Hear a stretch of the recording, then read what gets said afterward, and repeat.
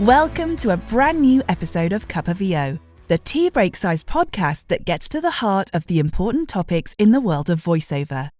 Expect candid stories, top tips, and sage advice as I chat with expert guests who are at the top of their game in the voiceover industry. I'm your host, Kimberly Parker, tea addict and VOpreneur. And this week I'll be spilling the tea on marketing for voiceover. How much should we be doing and where to begin? Everything that Microsoft do, you have to do on a minute scale. This week I'd like to talk about marketing and branding, which I know covers a huge amount of ground, so let's break it down. In order to find work in this business, you need to be able to go out and find the jobs, marketing, and be prepared to have something great to show when those potential clients come back and want to see what you have to offer, branding. Marketing is a huge piece of the puzzle when it comes to making a success of your voiceover business. So many VOs I've spoken to over the years have expressed their fear of it, but it needn't be something to be avoided or confused by. It's just how you go out and find voiceover work by putting your name and what services you offer out there, whether that be via direct marketing like emails or phone calls, social media, or online advertising. The real trick with both marketing and branding is knowing your strengths and also what makes you stand out.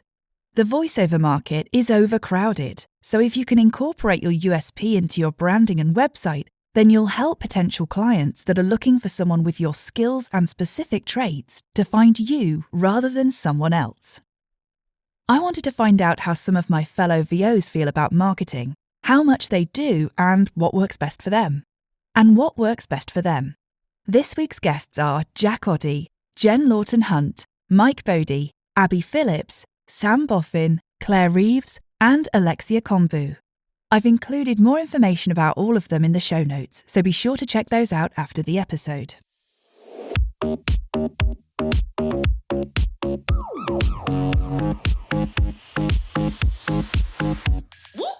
I think it can be split into different things. I think some people think this is a hobby that you can make a living from, and I think that's people's first mistake. And I also think people want to be, I think people want to be a voiceover just because it looks like a cool living, and it is sometimes, but whether you like it or not, it is a business. So you have to kind of have a business mind on. So you have to, everything that Microsoft do, you have to do on a minute scale. You have to market, you have to look after your people, yourself. You have to invest in the business. You have to do payroll, do maths, do things like that. You know, your tax. It's a very steep learning curve, but there are other voices out there that I'm sure will give you advice. And I would also say speak to people that are not in our industry as well, other business people with, you know, similar turnovers to yourself, to just gauge an outside perspective on business. I'm laughing because I want to be doing everything better and more of everything. So I am a bit haphazard with my marketing, in all honesty, and I would say that's definitely a bit of a weakness. So I'll go great guns for something. I'll be sending loads of direct emails out because I think they're very powerful and building those connections with people. And then I am a bit guilty of not following up and then kind of not consistently sending out those emails or contacting people via LinkedIn. Or consistency is my least favourite word, I've discovered recently, because I definitely would say that consistently I perform well and I consistently kind of give clients what they want, exceed expectations, do a really good job. But consistency is my downfall when it comes to marketing. And I get very excited about doing certain things, but then it's the kind of follow-up. And the people I think we're seeing are really flying, certainly if social media is truthful, because they're consistently doing these things. They're consistently posting monologues. They're consistently sending emails. They're consistently reaching out to people on LinkedIn. And yeah, so that's definitely an area that I would like to improve, is my consistency in doing this marketing. I've got some good groundwork there, but it's just continuing to do it. Yeah, it's like the idea of, oh, your work will speak for itself is it's a noble idea. It's one that we go, yeah, we really like that. We have integrity with our craft and our art. The reality I find is that unless you speak for your art doesn't. Because there is now so much stuff going on, you have to be the one to speak for it. within that, you get degrees of quality, in as much as you'll get someone to go, oh my God, guys, I'm so #grateful that I worked on this fan dub of this thing. Click on the link and submit and send a couple of bucks to the Patreon of the creators to support them. That'd be really great. Thanks. And it's like, the work you've made is not good. It's not great. And it's not even of a professional caliber. And when I say professional, I mean that you have those structures and pipelines and compliancy checks in place to hire somebody. It's like anybody can make a short film on their mobile phone and then put some title cards at the end and post it on YouTube and then give yourself an IMDb credit. But people know when something is of a professional caliber. If you're going through a casting director, and then they have to send it to a producer, and then to a director, and then to network, and then to a whole bunch of other people, and then they finally make a decision on it, then they know that there's at least 5 or 6 people whose approval you had to get before you get to work on it. For me, it's primarily for optics. Like, if I need to go find work, I've got a Rolodex of people that I can send emails to and I can do cold calls to. So marketing, I'll be completely honest, marketing is probably my biggest downfall. It's the thing I am not best at. Out of all of the skills within running your own business and everything, marketing is probably the thing that I struggle with the most. I did a couple of years ago, I did quite a lot on TikTok. And I did that just for fun, really. I didn't do that with any kind of inkling that it would turn into anything particularly successful. But I developed a bit of a following, and I did actually end up getting quite a bit of work through it. But with anything social media based, you obviously do get 2 sides to it, and one of the sides is not particularly positive. And I received quite a lot of negative trolling, I suppose you could call it, which I personally, although, there is a side where you have to go, yep, but, they don't know you and they're not important. They're people behind a screen and you know that you're good and blah, blah, blah. I personally am not good at dealing with that in my life. I don't want that negativity in my life. So I do that a lot less now. I kind of dip into it, but that has got me work, surprisingly. I also find LinkedIn incredibly useful. Especially if you are like me and you are a little bit rubbish at marketing. LinkedIn is a fantastic tool, and I think is something that everyone should be utilising, especially because, the one thing I would really like to get better at, and a fellow VO has sort of helped me a little bit with it because I find it so difficult, is email marketing, because I feel like I'm an irritant and I just think I'm just going to be annoying people, by sort of cold emailing, if you like. I find it really hard to do that. So that's something I really want to get better at. Intertwined with our marketing efforts as VOs are our branding and websites. We react to good branding every day and make decisions based on it. Whether it be a logo for your favourite coffee house or a tagline for your favourite trainers, branding is a way of communicating who you are and what you offer as a business. If you get it right, it seems natural and seamless. But get it wrong, or don't bother with it at all, and you're missing valuable opportunities. It's all good and well getting your name and demos out there, but if your potential clients don't have a website to land on when they finally get around to needing a VO for their campaign, or if you do have a website but it's not working properly, or your branding is either non-existent or completely misaligned with what you're offering, then all your marketing efforts are going to waste. I asked my guests how important branding is to them, where they are on their branding journey, and whether clients find them via their websites. They do. They do find me online, often via LinkedIn, but then the very first thing they do is check out my website. And I think the better your website, the more legit you look, the more professional you look, and therefore it means that you can you have a bigger cachet, you can charge proper rates. If you, I think good branding and a good website will get you found, but it will also legitimize and make you, really attractive to a client. If a client has got to send off, say a production company has got to send off a variety of voices to their client, then the more legit those voices look, the better, because, you look like a professional, a proper professional person. My website was designed with the brief I kind of gave to the guys was make me look enjoyable to work with, which I think they've done. Do I think branding's important? Yes, I do to a voiceover. However, I think it's sometimes it's a double-edged sword actually, because I think the problem is that branding there is very much kind of cheeky chappy, fun northern bloke, which I can be more than that. But I suppose that's where your show reels and stuff come in. So, yes, I think branding is really important. However, no, I do not get most of my clients through my website. I get most of my clients through sort of active going out and trying to get them. But what that website is good for is, say I go, oh, hi, Kim, I'd like to, it'd be great to work with you. These are my show reels, blah, blah, blah. If you'd like to hear anything more, go to this website. And once Kim lands on that website, you'll hopefully see that I'm the real deal. That I'm hopefully half decent. I've been there, done it, and you can trust that I will deliver the job, but also I'll be enjoyable to work with. I do think they're really important. I don't think my branding is where I want it to. Well, I know it's not where I want it to be, but I do definitely. There are a lot of VOs out there, and I think branding is very useful to be able to people to recognise you and to be aware of you and kind of differentiate you from other people. I think that's the power in it. But I know there's plenty of voiceover artists who don't have, they're not on social media or they don't have websites.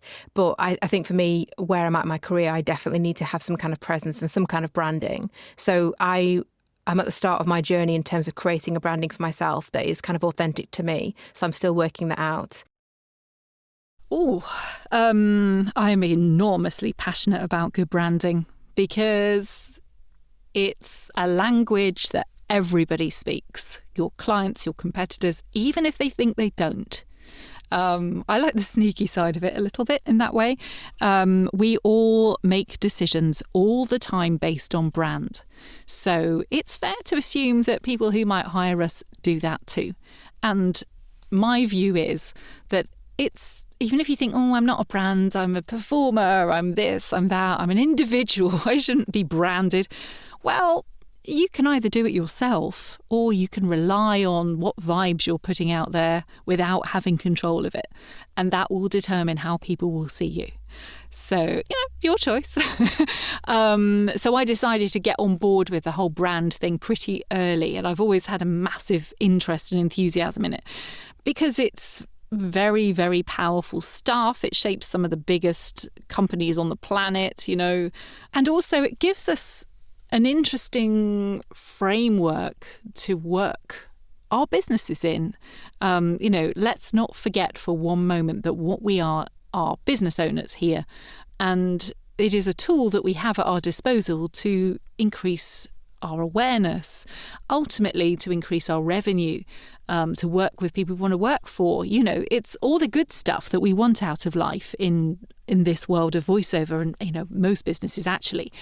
You can help yourself by being in control of your brand and making some good decisions. Your social media stories, all of that, it needs to all stick together and build something called consistency. And consistency and repetition is really, really key. So I am really passionate about that. I do get people coming to me. My clients do find me from my website. They find me from my social media. And the interesting thing is they sort of already know what they're getting because I like to think my brand is really clear. It's been designed with visual people in mind, which is interesting in our audio world. Because we're not necessarily hired by audio people. The people I want to hire me are the people who make big, glossy car commercials and, the big, beautiful perfume ads. And those are the people I want to hire me. So why would I make my brand not appeal to them, So who do you want to be hired by? And what is it that floats their boat? And can you edge closer to them by meeting them where they are with your brand? If you're completely not the right sound for that thing, then, you might need to just evaluate and work out where your point of differences are and who your people are. It's useful it's a useful tool, and it's a little bit of competitor analysis doesn't go amiss either, does it? Having a look around, seeing what other people are up to in your world.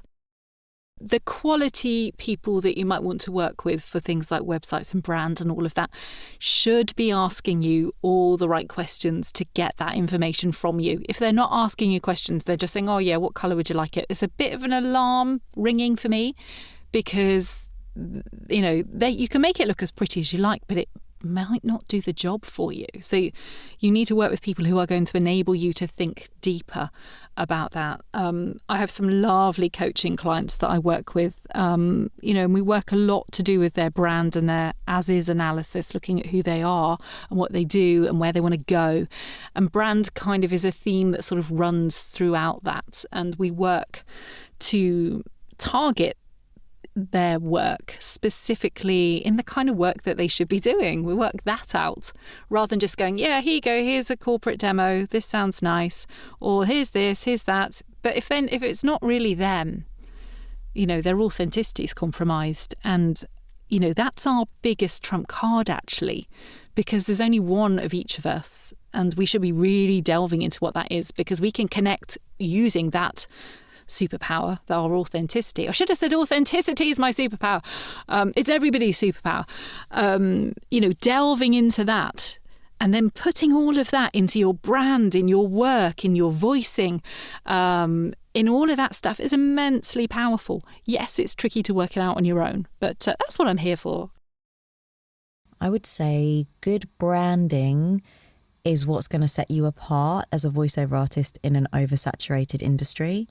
You need to have a USP or unique selling point.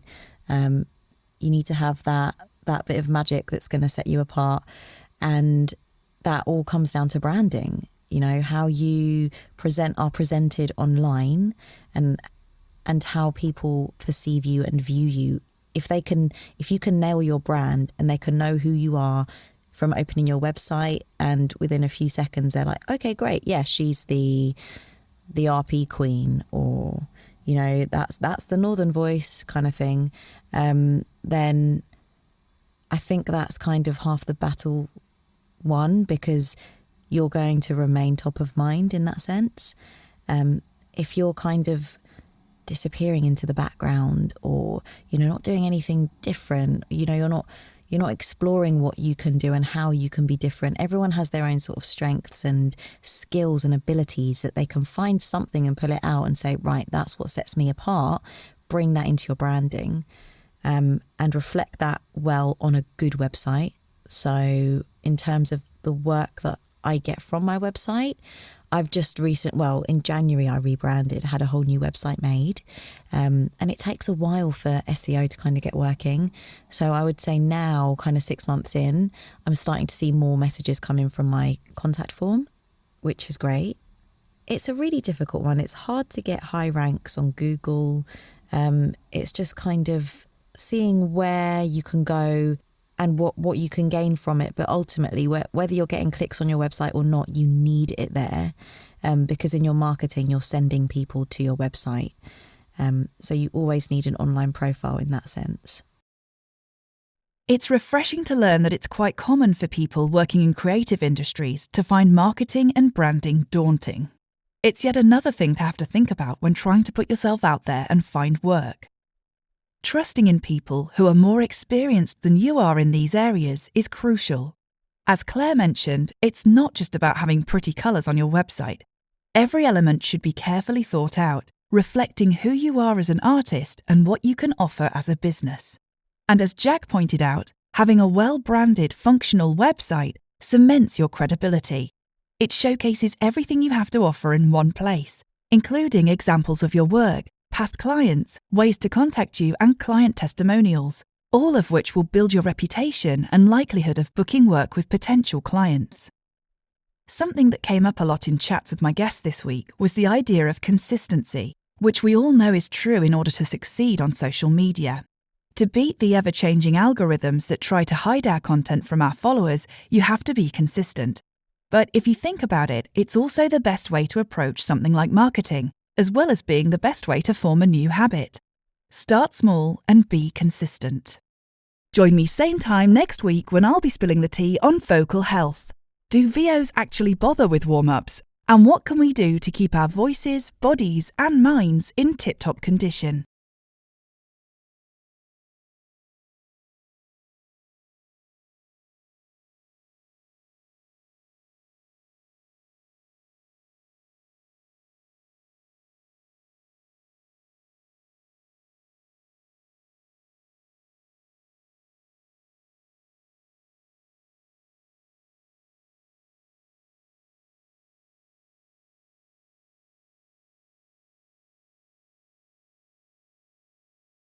Have you heard of the puppy whimpers? Yeah. Oh, Christ, I've got a session in 10 minutes. I better, slap myself around the face. Go around the house, doing that quite often in the morning.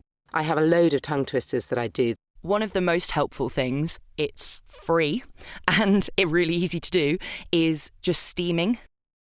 Thanks for tuning in, my caffeinated comrades. If this episode has sparked any questions or comments, or you just want to connect, you can find my email address and social handles at kimberlyparker.com. If you haven't caught up with my other episodes, feel free to check them out and let me know what you think. You've been listening to Cuppa VO. Until next time.